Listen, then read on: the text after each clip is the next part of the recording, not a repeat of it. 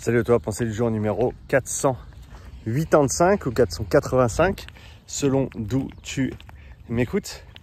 Ça fait un petit moment qu'on ne s'est pas retrouvé sur cette chouette petite route de campagne pour une petite promenade et une petite conversation. On va parler de zone 2 aujourd'hui, notamment du développement capillaire.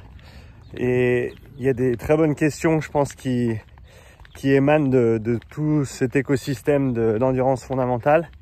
Un d'entre eux étant le développement capillaire, comment ça se passe. Si tu travailles tes bras, est-ce que ça se développe dans les jambes? Est-ce que ça a une utilité si c'est pas spécifique aux membres que tu emploies dans ton sport de prédilection?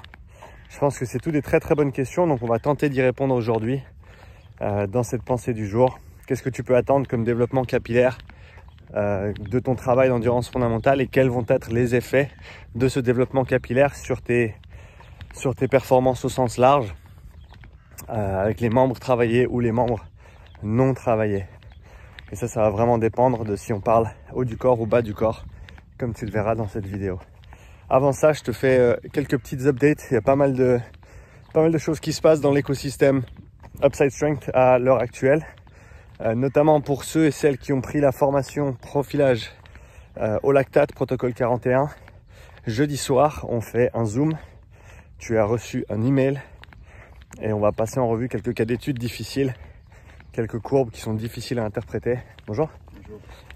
Et on va prendre un petit moment pour faire ça. Donc si tu fais partie de la formation protocole 41, rejoins-nous jeudi soir. Si tu n'es pas disponible, tu peux m'envoyer tes cas d'études par email et je les passerai en revue. L'entretien sera enregistré et disponible pour tous les participants à la formation, bien entendu. Ensuite, on a, pour les personnes qui font partie de la plateforme du forum Academy, on a Marie de HPP Nutrition qui contribue à un webinaire ce mois-ci sur l'accompagnement du sportif en nutrition, notamment du crossfitter. Elle m'a envoyé son enregistrement hier, donc je vais pouvoir le publier dans les 2-3 jours qui viennent, le webinaire. Et mardi soir prochain, on aura un Zoom pour discuter de tout ça avec la communauté. Donc si tu fais partie du forum, attends-toi à un nouveau webinaire avant la fin de la semaine et réserve ton mardi soir prochain.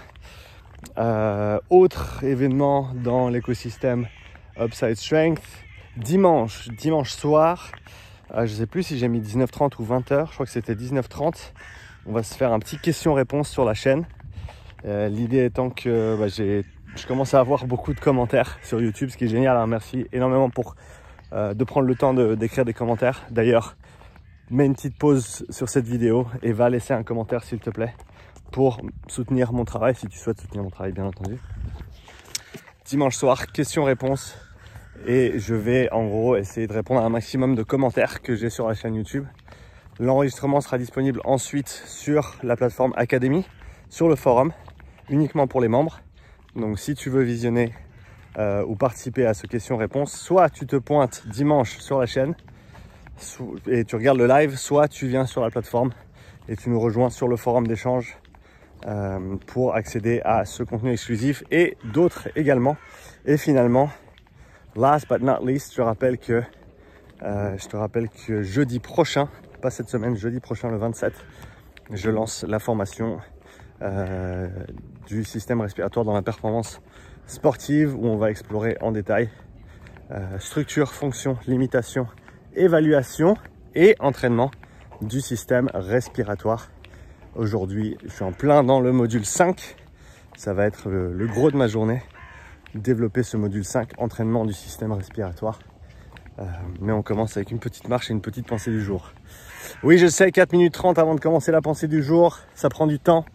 Mais il y a plein de choses qui se passent, donc je me devais de prendre ce petit temps pour partager ça. On va parler maintenant du développement capillaire et de ce à quoi tu peux t'attendre et dans quelle mesure ça va t'aider pour ton sport ou pas.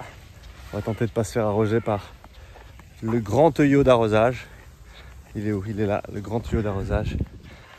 On a le temps pour passer. Les capillaires, c'est quoi? Les capillaires, il faut dire que c'est comme les places de taxi à l'aéroport. Qu'est-ce que je veux dire par là? Je veux dire que quand tu vas à l'aéroport en taxi, il y a des places de parc pour que les taxis puissent décharger leurs passagers. Et idéalement, tu as plein de places de taxi parce qu'il faut plein de places pour laisser les gens descendre. Ce qui fait que si à un moment donné, tu as 10 taxis en même temps, heureusement que tu as 20 places parce que de cette manière-là, il n'y a pas d'embouteillage et tous les passagers peuvent être déchargés en même temps. Surtout s'il y a un avion qui s'apprête à partir. Donc il y a une demande de passagers entre guillemets qui est élevée et avec ces places de parc supplémentaires, l'aéroport peut faire tampon et avoir déchargé à cette personne grâce aux places de parc. Les capillaires, c'est comme les places de parc. L'hémoglobine qui transporte l'oxygène dans le sang, c'est comme les taxis. Et plus tu as de capillaires et plus tu vas pouvoir décharger d'oxygène par unité de temps et de ce fait maintenir un rythme de travail ou une puissance ou un rendu de travail élevé tout en maintenant un état interne qui est stable. Pourquoi stable? Parce que ton apport d'oxygène est suffisant pour maintenir cet état de stabilité au niveau métabolique, au niveau interne. Ces capillaires sont donc extrêmement importants pour ce qui est la condition physique générale et aussi pour te permettre d'effectuer les tâches nécessaires dans ton sport, donc les mouvements spécifiques également. Et une des questions qui m'avait été posée, c'était si je fais un sport qui utilise de manière prédominante le haut du corps, est-ce que faire de l'endurance fondamentale sur le bas du corps, ça peut être intéressant? Est-ce que cet entraînement d'endurance fondamentale sur le bas du corps va développer mes capillaires au niveau de des membres supérieurs également ou pas?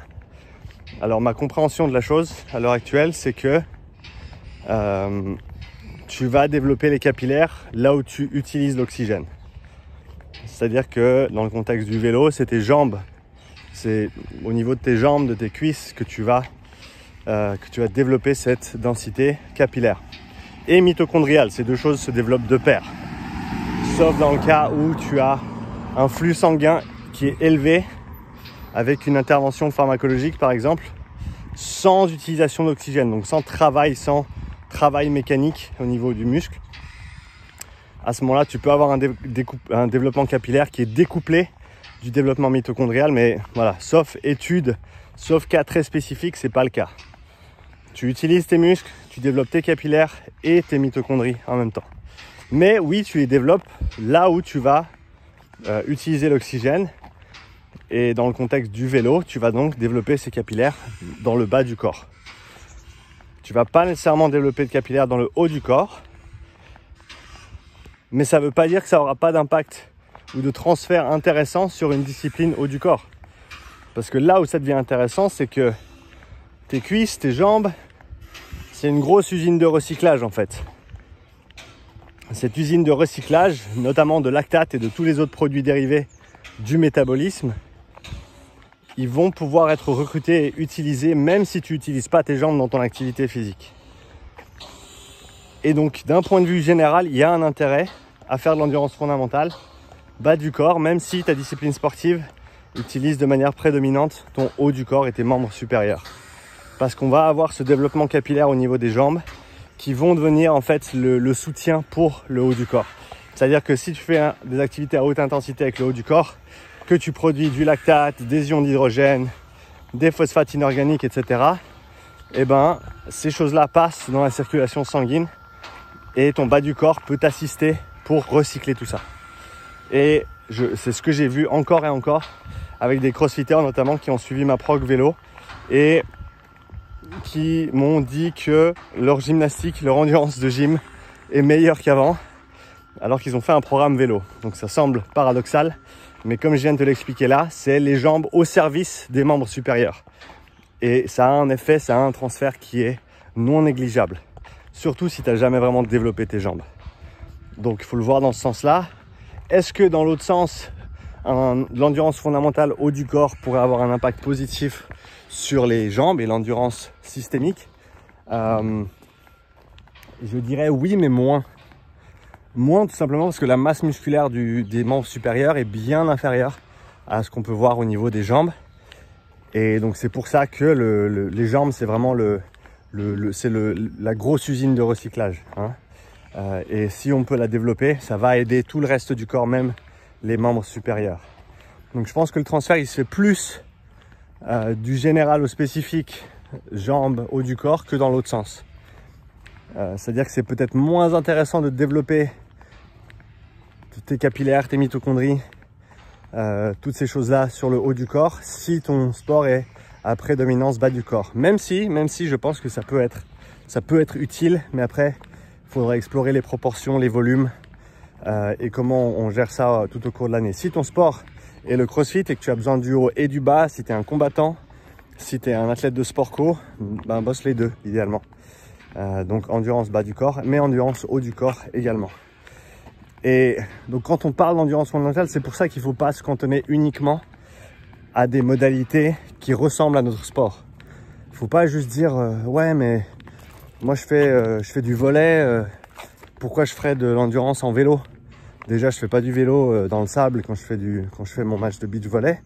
Et en plus de ça, c'est plutôt mon haut du corps qui a besoin d'endurance. Bah oui, aussi, mais pas que. Parce que ce développement que tu effectues sur le bas du corps, vu qu'on a une masse musculaire significative qui est recrutée, on va aussi avoir un flux sanguin qui va être important, qui va être élevé.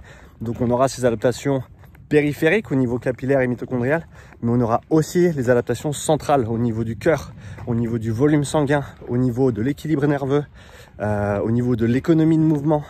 Toutes ces choses-là vont rentrer en ligne de compte. Donc dis-toi bien que le développement capillaire, il est bénéfique, que ce soit au niveau des membres requis pour ton sport, si par exemple tu fais un sport à prédominance membre supérieur, mais il va aussi être intéressant au niveau général, au développement de tes jambes, au service du reste du corps. Donc voilà pour la petite pensée du jour sur cette zone 2 et cette endurance fondamentale et ce développement capillaire.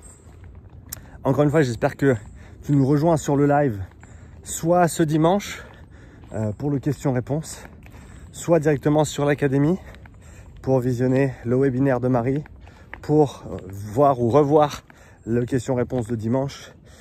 Et comme je t'ai dit, la semaine prochaine, jeudi prochain, le lancement de la formation respiratoire, ça sera à 20 h. Il y aura un petit live en direct sur la chaîne, bien entendu. En tout cas, merci d'avoir regardé cette vidéo jusqu'à la fin.